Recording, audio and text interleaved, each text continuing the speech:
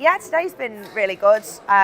It started off really busy this morning, plenty of footfall and getting to meet lots of new people.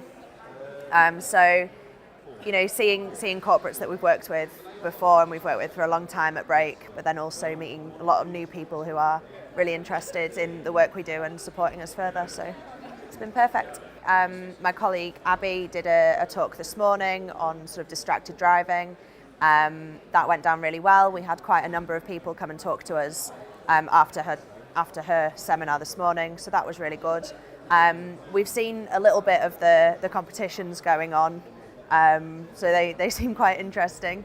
But yeah, networking's been really, really good. That hopefully, passing a business card can turn into something a little more substantial. We'd love to come back next year. I think it's one of the better conferences we've been to through the year, so it's been really good for us.